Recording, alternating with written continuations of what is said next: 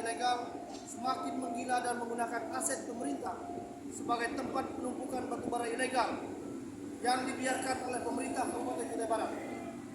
Aliansi Penyelamat Hutan Kutai Barat menggelar aksi damai tanggal 5 September 2024 mengangkat isu kerusakan lingkungan dan hutan di Kabupaten Kutai Barat semakin luas yang disebabkan oleh banyaknya pertambangan batubara ilegal yang beroperasi tanpa dilengkapi perizinan yang sudah berjalan kurang lebih 2 tahun.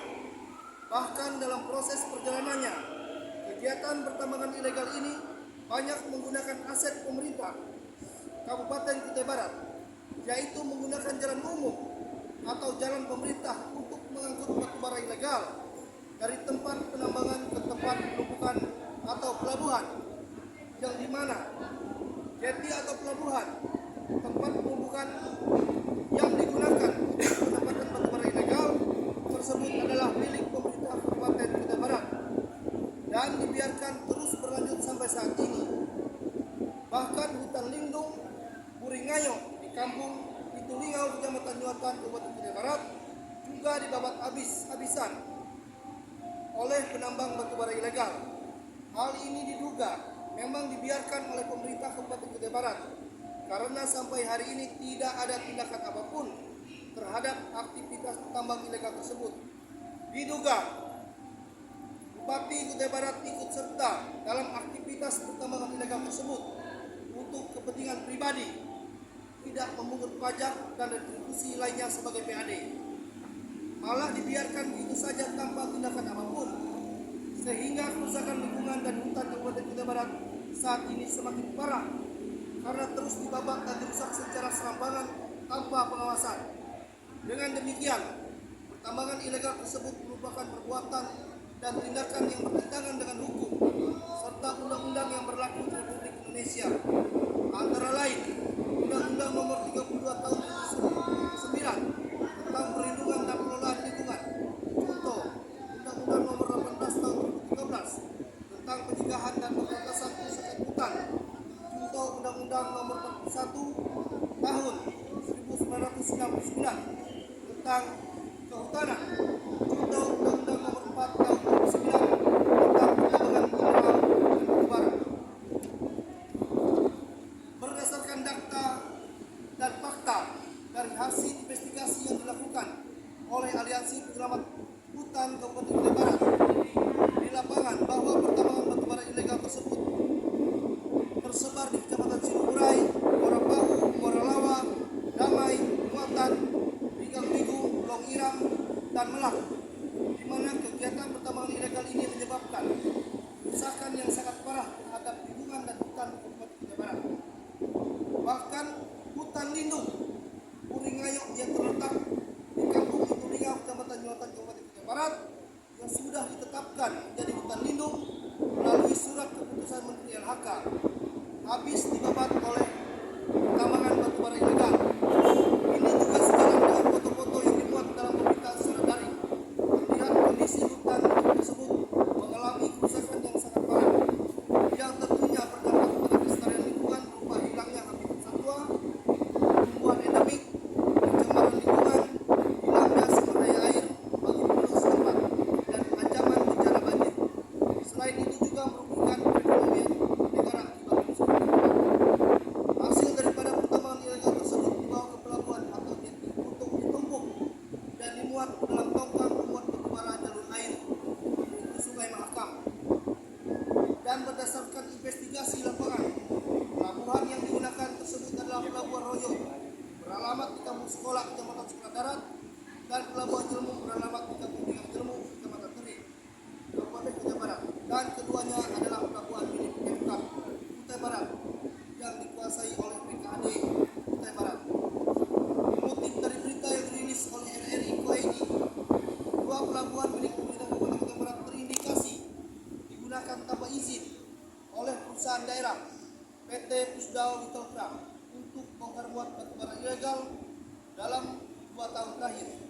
Ironisnya, penggunaan aset pemerintah untuk aktivitas ilegal ini justru berasal dari pihak pemerintah sendiri, sebab PT Pusdao Litolkram mengajukan izin menggunakan lokasi tersebut kepada kepada Badan Keuangan dan Aset Daerah difasilitasi bagian ekonomi sekretariat daerah Tuban. Dalam berita tersebut, Kabak Ekonomi Agustinus juga mengatakan pihaknya memang memfasilitasi permohonan izin pinjam pakai dermaga Royok dan Jelmuk untuk membantu Pusdal Rotterdam yang kesulitan mengembangkan usaha, karena salah satu cara untuk menghidupkan usaha adalah dengan memanfaatkan aset. Sehingga kami mendampingi sudah mengajukan permohonan kepada BKAD. Tujuan kami agar bisa memberikan BAD kepada pemerintah dan menciptakan lapangan kerja.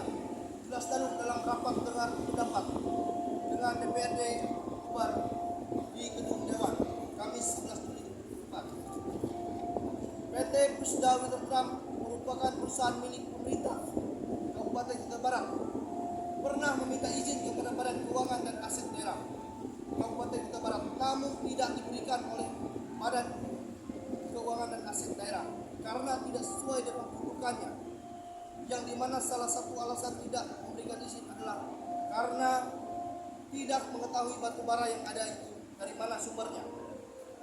Hal ini disampaikan oleh Kepala BKAD Kutai Barat pada saat rapat dengar pendapat tentang tambang ilegal di kantor DPRD Kutai Barat hari Kamis 11 Juli 2024. Tetapi sampai saat ini PT Pusdal Rotterdam tetap terus memfungsikan Pelabuhan Royok dan Jelmuk sebagai tempat penumpukan batu bara ilegal tersebut. Jelas PT Pusdal Rotterdam di bawah kendali Bupati Kutai Barat sebagai kepala pemerintahan Kabupaten Kutai Barat, dan tentunya BKAD Kutai Barat juga di bawah kekuasaan Bupati Kabupaten Kutai Barat, yang dimana BKAD Kutai Barat sudah menyatakan tidak pernah memberikan izin pada PT Pusdal Rotterdam untuk memfungsikan Pelabuhan Royok dan Jelmuk sebagai tempat penumpukan batu bara ilegal. Seharusnya pemerintah Kabupaten Kutai Barat, Bupati Kutai Barat dan BKAD Kabupaten Kutai Barat melaporkan kepada aparat penegak hukum terkait kegiatan PT Pusdal Rotterdam yang telah memfungsikan Pelabuhan Royok dan Jelmuk sebagai tempat penumpukan batu bara ilegal serta tempat penyandaran tongkang pengangkut batu bara jalur air yang jelas tidak memiliki izin sandar dan bongkar muat batu bara. Namun faktanya hal tersebut tidak dilakukan dan terus dibiarkan kurang lebih 2 tahun berjalan hingga saat ini, jelas perbuatan yang melanggar hukum. Seharusnya pelabuhan tersebut digunakan untuk kegiatan yang legal dan sesuai peraturan yang berlaku. Artinya segala kegiatan harus memiliki izin yang jelas. Namun sampai hari ini pelabuhan tersebut digunakan untuk penumpukan batu bara ilegal yang tidak jelas, tidak sesuai dengan peraturan yang berlaku. Namun pihak pemerintah atau Bupati Kutai Barat tidak melakukan tindakan apapun, justru mempermudah kegiatan ilegal tersebut terus berjalan dengan aman tanpa hambatan apapun dengan menggunakan aset milik pemerintah. Kemudian dalam proses pengangkutan batu bara ilegal tersebut, para pekerja tambang ilegal ini mengangkut batu bara ilegal menggunakan dump truck roda 6 dan menggunakan jalan pemerintah atau jalan umum yang banyak dilalui masyarakat, sehingga jalan yang dibangun oleh negara tersebut hancur, rusak, dan parah, dan sering terjadi kecelakaan lalu lintas akibat melalui ratusan unit dump truck pengangkut batu bara setiap harinya. Diduga Bupati Kutai Barat mendukung dan bekerjasama dengan pihak penambang batu bara ilegal di Kabupaten Kutai Barat. Kegiatan pertambangan ilegal tersebut terus berkembang biak, membabi buta, merusak lingkungan dan hutan di Kabupaten Kutai Barat tanpa takut sedikit pun. Hal ini terjadi diduga ada perlindungan dari kepala pemerintah Kabupaten Kutai Barat, yaitu Bupati Kutai Barat, demi keuntungan pribadi semata dengan tanpa kewenangan dan izin menyediakan 2 pelabuhan, yaitu Pelabuhan Royok dan Jelmuk, untuk penumpukan batu bara ilegal oleh PT Pusdal Rotterdam.